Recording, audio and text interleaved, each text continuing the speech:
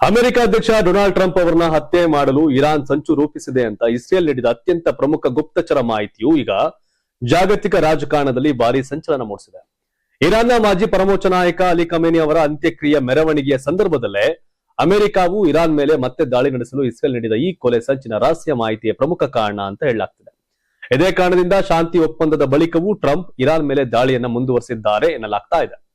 ಅಮೆರಿಕದ ಪ್ರಮುಖ ಮಾಧ್ಯಮಗಳ ವರದಿ ಪ್ರಕಾರ ಇರಾನ್ ಮತ್ತು ಅಮೆರಿಕ ನಡುವೆ ಸದ್ಯ ಕದನ ವಿರಾಮ ಏರ್ಪಟ್ಟಿದ್ದರೂ ಇಸ್ರೇಲ್ ಹಂಚಿಕೊಂಡ ಈ ಹೊಸ ಮಾಹಿತಿ ಉಭಯ ದೇಶಗಳ ನಡುವಿನ ಉದ್ವಿಗ್ನತೆಯನ್ನ ಮತ್ತಷ್ಟು ಹೆಚ್ಚಿಸಿದೆ.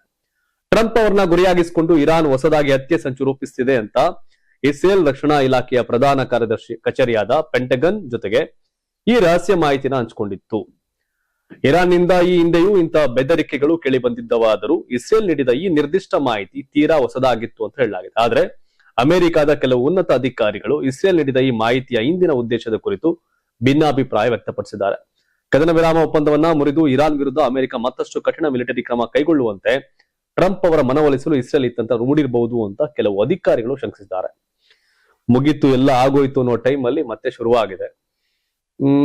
ಇಸ್ರೇಲ್ ಅಮೆರಿಕ ಈ ತರ ಆದ್ರೆ ಇಸ್ರೇಲ್ ಮತ್ತೆ ಇಕ್ಕಟ್ಟಿಗೆ ಸಿಲ್ಕತ್ತೆ. ಇಸ್ರೇಲ್ ಏನೋ ಕಿತಾಪತಿ ಮಾಡಿದೆ ಈ ತರ ಕಥೆಗಳು ಅಂತ ಕೆಲವರು ಅಮೆರಿಕನಲ್ಲ ಡಿವೈಡ್ ಈಗ ಇದು ಯಾವಂತಕ್ಕೆ ಹೋಗುತ್ತೆ ಅಂತ. ಹೊರ್ಮುಜ್ ಜಲಸಂಧಿಯಲ್ಲಿ ವಾಣಿಜ್ಯ ಹಡಗುಗಳ ಮೇಲಿನ ದಾಳಿ ಹಾಗೂ ಅಮೆರಿಕದ ಪ್ರತಿದಾಳಿಯಿಂದಾಗಿ ಇರಾನ್ ಮತ್ತು ಅಮೆರಿಕ ನಡುವೆ ಯುದ್ಧದ ಭೀತಿ ಮತ್ತೆ ಎದುರಾಗಿದೆ. ಈ ಬೆಳವಣಿಗೆಗಳಿಂದ ಹೊರ್ಮುಜ್ ಮಾರ್ಗದಲ್ಲಿ ಹಡಗುಗಳ ಸಂಚಾರ ಗಣನೀಯವಾಗಿ ಕುಸಿದಿದೆ. ಜಾಗತಿಕ ಇಂಧನ ಮಾರುಕಟ್ಟೆಯ ಮೇಲೆ ಈ ಬೆಳವಣಿಗೆಗಳು ಭಾರಿ ಪರಿಣಾಮ ಬೀರುತ್ತಿದ್ದು ಭಾರತದಲ್ಲೂ ಎಲ್ಪಿಜಿ ಗ್ಯಾಸ್ ಸಿಲಿಂಡರ್ ಕೊರತೆ ಉಂಟಾಗಬಹುದೇ ಹಾಗೂ ದರ ಏರಿಕೆಯಾಗಲಿದೆಯೇ ಎಂಬ ಆತಂಕ ಸಾರ್ವಜನಿಕರಲ್ಲಿ ಮೂಡಿದೆ. ಆದ್ರೆ ಈ ಬಗ್ಗೆ ತಜ್ಞರು ಸದ್ಯಕ್ಕೆ ಯಾವುದೇ ಆತಂಕ ಪಡುವ ಅಗತ್ಯವಿಲ್ಲ ಅಂತ ಸ್ಪಷ್ಟಪಡಿಸಿದ್ದಾರೆ. ಭಾರತಕ್ಕೆ ಆಮದಾಗುವ ಒಟ್ಟು ಎಲ್ಪಿಜಿ ಪೈಕಿ ಸುಮಾರು 60% ಪೂರೈಕೆಯು ಹೊರ್ಮುಜ್ ಜಲಸಂಧಿ ಮಾರ್ಗದ ಮೂಲಕವೇ ಸಾಗುತ್ತದೆ. ಪ್ರಸ್ತುತ ಉದ್ವಿಗ್ನತೆಯಿಂದಾಗಿ ಈ ಭಾಗದಲ್ಲಿ ಹಡಗುಗಳ ಸಂಚಾರ ಗಣನೀಯವಾಗಿ ಇಳಿಕೆಯಾಗಿದೆ. ಒಂದು ವೇಳೆ ಈ ಜಲಸಂಧಿ ಪೂರ್ಣ ಪ್ರಮಾಣದಲ್ಲಿ ಬಂದಾದಲ್ಲಿ ಭಾರತದ ಅನಿಲ ಸರಬರಾಜಿನ ಮೇಲೆ ಪರಿಣಾಮ ಬೀರಬಹುದು ಅಂತ ಆತಂಕ ಇದೆ. ಆದ್ರೆ ಸದ್ಯಕ್ಕೆ ಅಂತ ಯಾವುದೇ ಪರಿಸ್ಥಿತಿ ನಿರ್ಮಾಣವಾಗಿಲ್ಲ. ಕಳೆದ ಕೆಲವು ವರ್ಷಗಳಿಂದ ಭಾರತವು ಕೇವಲ ಒಂದು ನಿರ್ದಿಷ್ಟ ವಲಯದ ಮೇಲೆ ಇಂಧನ ಆಮದಿಗಾಗಿ ಅವಲಂಬಿತವಾಗುವುದನ್ನ ತಗ್ಗಿಸಿದೆ. ಹೀಗಾಗಿ ತಕ್ಷಣವೇ ದೇಶದಲ್ಲಿ ಗ್ಯಾಸ್ ಅಭಾವ ಸೃಷ್ಟಿ ಆಗುವುದಿಲ್ಲ. ಪ್ರಸ್ತುತ ಭಾರತಕ್ಕೆ ಅತಿ ಹೆಚ್ಚು ಕಚ್ಚಾ ತೈಲವನ್ನ ರಷ್ಯಾ ಪೂರೈಸಿದೆ.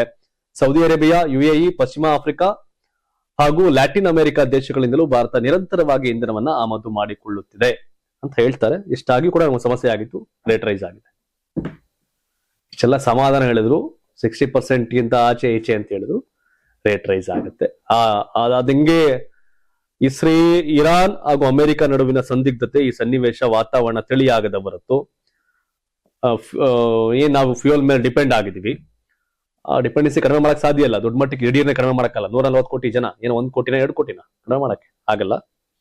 ಓಡ್ತಾನೆ ಇದರಿಂದ ಸಮಸ್ಯೆನೆ. ಬಾಂಗ್ಲಾದೇಶದ ಮಾಜಿ ಪ್ರಧಾನಿ ಶೇಖ್ ಹಸೀನಾ ಅವರು ಅವಾಮಿ ಲೀಗ್ನ ಇತರ ಗಡೀಪಾರು ನಾಯಕರೊಂದಿಗೆ ಡಿಸೆಂಬರ್ ವೇಳೆಗೆ ಸ್ವಯಂ ಪ್ರೇರಣೆಯಿಂದ ಬಾಂಗ್ಲಾದೇಶಕ್ಕೆ ಮರಳೋಕೆ ಉದ್ದೇಶಿಸಿದ್ದಾರೆ ಅಂತ ಘೋಷಿಸಿದ್ದಾರೆ.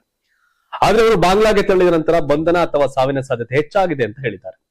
ಆಗಸ್ಟ್ 2024ರಲ್ಲಿ ಅವರ ಪದಚ್ಯುತಿಗೊಳಿಸಿದ ವಿದ್ಯಾರ್ಥಿ ನೇತೃತ್ವದ ದಂಗೆಯ ನಂತರ ಭಾರತದಲ್ಲಿ ಆಶ್ರಯ ಪಡೆದಿದ್ದ 78 ವರ್ಷದ ನಾಯಕಿ ರಾಯ್ಟರ್ಸ್ಗೆ ನೀಡಿದ ಸಂದರ್ಶನದಲ್ಲಿ ಮಾತನಾಡಿದ್ದು, ಭಾರತದಿಂದ ಬಾಂಗ್ಲಾಗೆ ಹಿಂದಿರುಗಿದ ನಂತರ ನ್ಯಾಯಾಲಯಗಳ ಮುಂದೆ ಶರಣಾಗಲು ಯೋಚಿಸುತ್ತಿರುವುದಾಗಿ ಹೇಳಿದ್ದಾರೆ.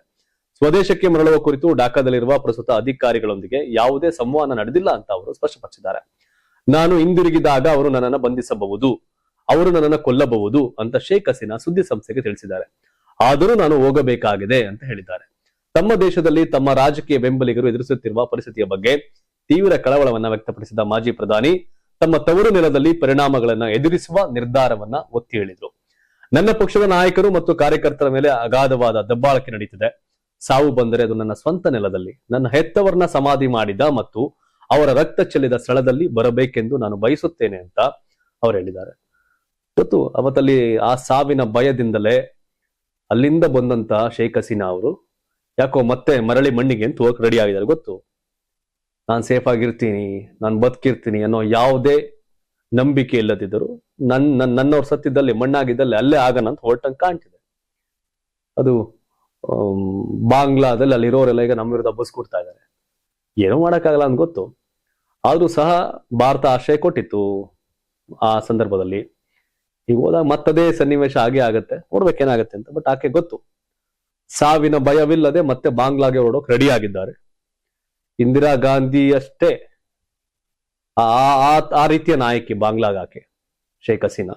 ನೋಡೋಣ ಏನಾಗುತ್ತೆ ಅಂತ. ನಾಡ ಹಬ್ಬ ಮೈಸೂರು ದಸರಾ ಮಹೋತ್ಸವದ ಆಚರಣೆಗೆ ರಾಜ್ಯ ಸರ್ಕಾರ ಸಿದ್ಧತೆಗಳನ್ನು ಆರಂಭಿಸಿದೆ. ಬೆಂಗಳೂರಿನಲ್ಲಿ ಹಿರಿಯ ಅಧಿಕಾರಿಗಳು ಹಾಗೂ ಮೈಸೂರು ಭಾಗದ ಜನಪ್ರತಿನಿಧಿಗಳೊಂದಿಗೆ ಮಟ್ಟದ ಸಭೆ ನಡೆಸಿದ ಮುಖ್ಯಮಂತ್ರಿ ಡಿ ಕೆ ಶಿವಕುಮಾರ್ ಅವರು ದಸರಾ ಮಹೋತ್ಸವದ ದಿನಾಂಕಗಳನ್ನು ಅಂತಿಮಗೊಳಿಸಿದ್ದಾರೆ. ರಾಜ್ಯದ ಕೆಲ ಭಾಗಗಳಲ್ಲಿ ಬರಗಾಲ ಛಾಯೆ ಆವರಿಸಿರುವುದರಿಂದ ಈ ಬಾರಿಯ ದಸರಾವನ್ನ ಸರಳವಾಗಿ ಆಚರಿಸುವ ಸಾಧ್ಯತೆ ಇದೆ. ಇನ್ನು ಅಕ್ಟೋಬರ್ 11ರಿಂದ ಪ್ರಾರಂಭವಾಗಿ ಅಕ್ಟೋಬರ್ 21ರವರೆಗೆ ದಸರಾ ಮಹೋತ್ಸವ ಜರುಗುತ್ತೆ. ವಿಶ್ವವಿಖ್ಯಾತ ಜಂಬೂ ಸವಾರಿ ಮೆರವಣಿಗೆಗೆ ದಿನಾಂಕ ಹಾಗೂ ಶುಭ ಮುಹೂರ್ತ ನಿಗದಿಯಾಗಿದ್ದು ಅಕ್ಟೋಬರ್ 21ರ ವಿಜಯದಶಮಿಯಂದು ಮಧ್ಯಾಹ್ನ 4 ಗಂಟೆ 10 ಸರಿಯಾಗಿ ಮೀನ ಲಗ್ನದಲ್ಲಿ ತಾಯಿ ಚಾಮುಂಡೇಶ್ವರಿಯ ಚಿನ್ನದ ಅಂಬಾರಿಗೆ ಪುಷ್ಪಾರ್ಚನೆ ಮಾಡಲಾಗುವುದು. ದಸರಾ ಮಹೋತ್ಸವದ ಮೊದಲ ಹಂತವಾಗಿ ಜುಲೈ 26ರಂದು ಕಾಡಿನಿಂದ ಆನೆಗಳು ನಾಡಿಗೆ ಆಗಮಿಸುವ ಗಜಪಯಣ ಕಾರ್ಯಕ್ರಮಕ್ಕೆ ಅದ್ದೂರಿ ಚಾಲನೆ ಸಿಗಲಿದೆ.